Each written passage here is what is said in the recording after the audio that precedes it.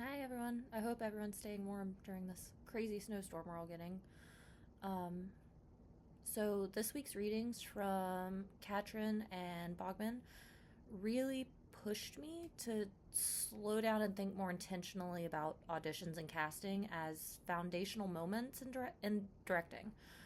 Um, as a middle school director, I'm often working with students who are new to theater, but they're also navigating a very emotional and transitional stage in their life.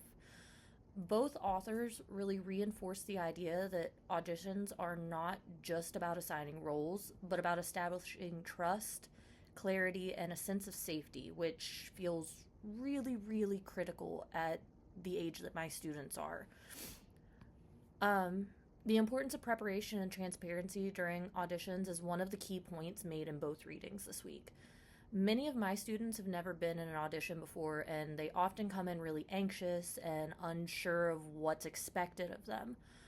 Because of this, I have intentionally built in time before auditions to walk students through the process, explain who's going to be in the room, and outline how casting decisions are made. I usually call this time an audition workshop, and I'm very, very intentional about keeping it as low stress as possible. It's a space where my students can come and they can ask questions, they can get advice, and just see how an audition works before they ever have to step into one themselves.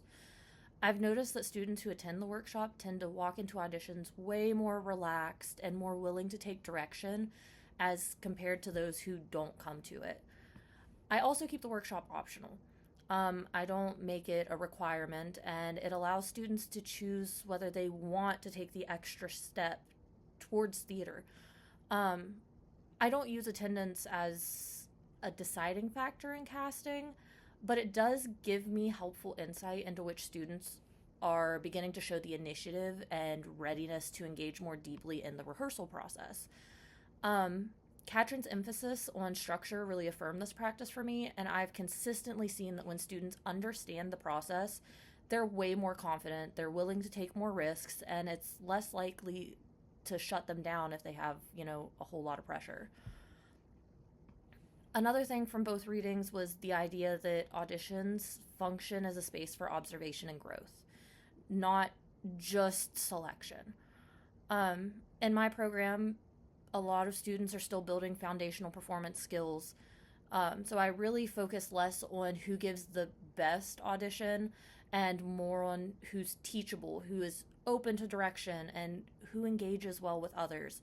That's something that a lot of middle schoolers struggle with nowadays, is being able to engage with each other in a, you know, good way. um, for example, I've had students, who come into auditions, they're visibly nervous, they forget lines, or they deliver a really, really flat first reading.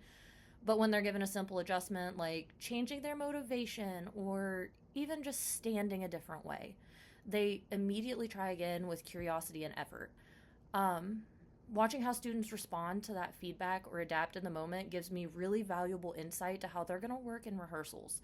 Um, this approach helped me cast students in roles that support their development and confidence, even when that role isn't initially what they had hoped for, because I know they're going to grow during the process rather than shut down under a challenge.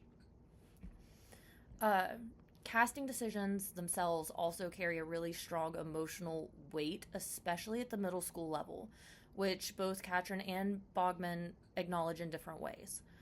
Disappointment can feel really overwhelming for students of any age, but especially, middle school who are still learning to regulate these intense emotions. I've learned that communication after casting is just as important as the audition itself. I make it a point to really check in with my students who are struggling, after they've gotten to where they feel rejected or they didn't get the role they wanted. I explain my reasoning honestly, and I, reinforce the value that there are no small roles in a production. Every role is important, and without every role filled, we can't do the production.